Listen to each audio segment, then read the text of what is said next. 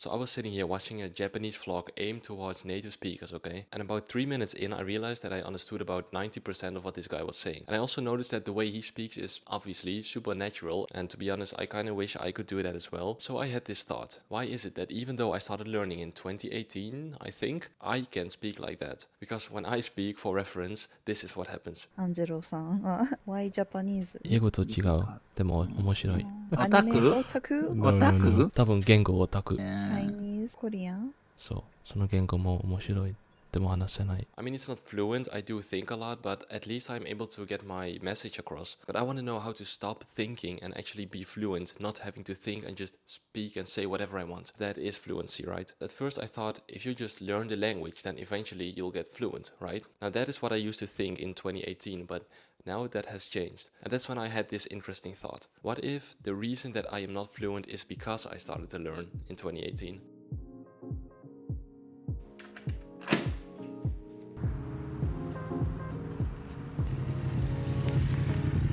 So in 2018, I got interested in Japanese for a couple of reasons. I was interested in language learning content in general. I was playing a lot of games, and also I found a guy on YouTube. There's one song that I discovered called それは小さな光のような, which is a Japanese song, and through that song I discovered a series, a show called 僕だけがいない街. So I looked that up on YouTube, and eventually I found the series, the show, and I started watching the show, the anime. And so as I was browsing on YouTube, I found a channel called That Japanese Man Yuta, who told me that I could learn Japanese. All I had to do was click the link, click the link, click the link, click the link, click the link. So I took his advice and I stumbled upon another channel, and that's why I started learning Japanese. And so this became the question: can I learn Japanese? So it's now 6 years later.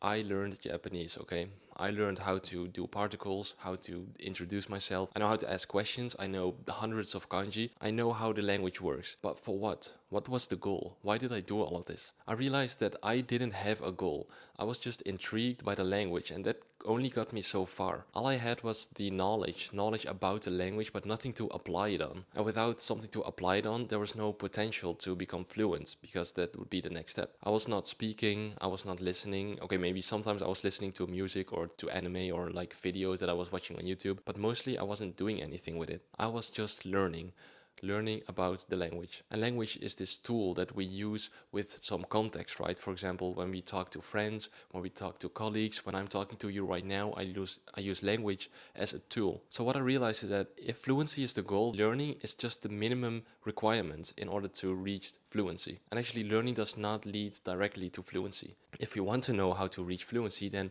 we have to define fluency first. Now, I'd say fluency is speaking but not having to think. So it becomes unconscious and it becomes like a habit. So it's more like an instinct. But the question is, how do you learn an instinct? Now the answer is simple: through emotions and experiences. Here's an example, an experience. Let's say you're learning Japanese like me. You have this experience with another person, let's say a friend who speaks Japanese, and you're walking underneath a tree. Out of a sudden, an apple falls from the tree and it falls on top of your friend's head. And so she says, "Ah, itai." Now this way you will learn that itai means, well, ouch, it hurts. Now, there's a lot of emotions with this experience. There's the pain or laughter or whatever. There's the weather. There's a lot of things involved in this experience. Ooh, nice bike. Okay. Now, the other way that you could learn itai is by going through a textbook or a video or whatever that teaches you that itai is an adjective. It's an e adjective, and you can conjugate it and you can add kunai or whatever. Now, which way do you think is more efficient? Learning it through the experience or learning it through a teacher or a lesson? You know, the traditional way. I would say the first one, because experiences are 100 times more memorable than traditionally learning and remembering. And not only that, learning is thinking. You have to think, wait, how do I say this again? How do I conjugate this? Okay, itai becomes itakunai, and then that's thinking. And what you want is fluency. And fluency, like I just said, is not having to think. So it's completely the opposite. And this is how children become natives, because they have these experiences all day long. And because they have them every day, they get repeated over and over again, and the language, which is part of that experiences, gets into their head and becomes subconscious, so they don't have to think about it. So if I want to become fluent in Japanese, I would somehow have to find a way to experience the language, or experience Japan, or well, experience Japanese. Now it happens to be that a friend of mine and a colleague, he also was interested in Japan and Japanese. Well, not Japanese maybe, but Japan at least. So he asked me, do you want to go to Japan with me? And I said, yeah, of course. So we went to Japan for 10 days. Actually, I was hoping that I could find a plane departing at this moment so I could have a great shot of a plane flying.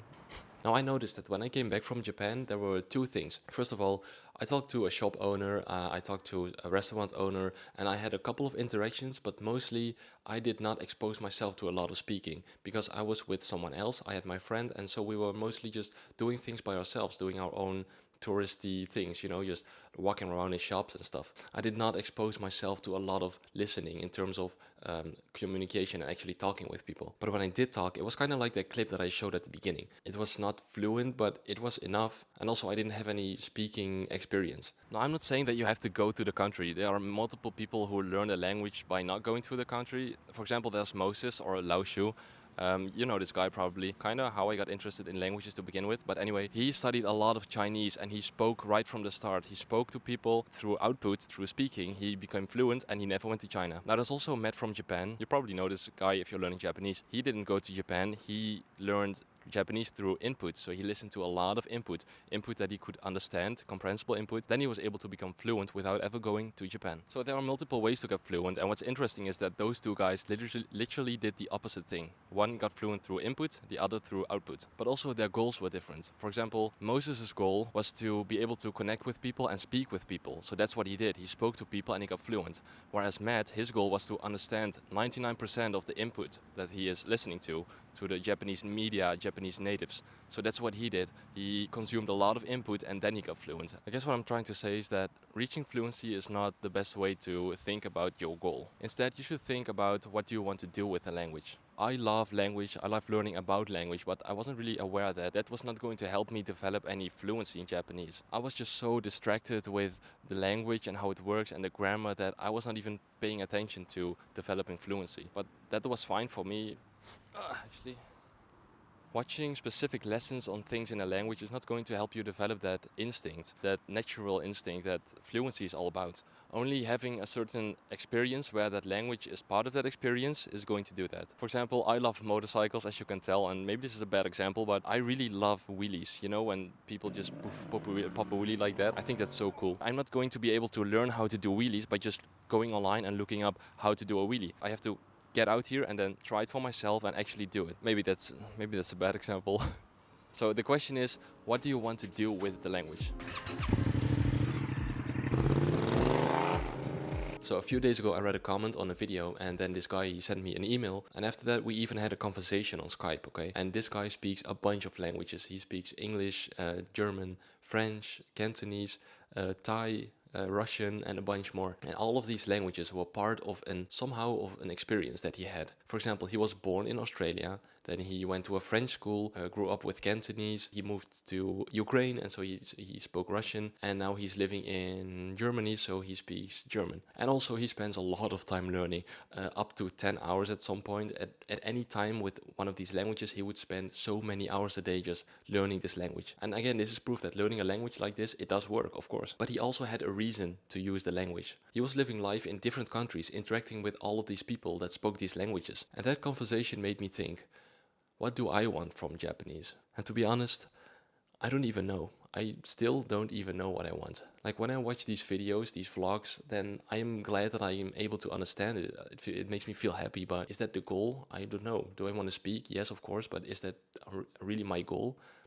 I don't know. And actually, I'm curious about your reasons, your experiences, and your struggles with language. So when it comes to learning any language, what is your biggest struggle? You can write me a comment or you can send me an email. If you want, you can join this email list because I plan to write about my language experiences and I plan to answer questions that people send me in comments and mails like, how do I learn kanji? How many hours should I learn? How do I learn English? These kinds of questions that I get asked sometimes. And I want to start answering those. So I'll put a link in the description. This will send you to a post that I once made when I was visiting Poland and I got to experience a different language, a different culture, and basically everything I did in Poland, and I was kind of dabbling in that language. And maybe we can even have an online conversation if you want, just like the guy I talked to a couple of days ago. We can just chat about anything related to languages because I love talking about languages. I actually spend 3 hours talking about languages with this guy. And one language that I started recently is Thai, but the way I'm learning right now is really different than the traditional way because I'm trying out something new and I want to share my experience with that as well. So if you're interested in that method or how I'm learning, then you can check out this video.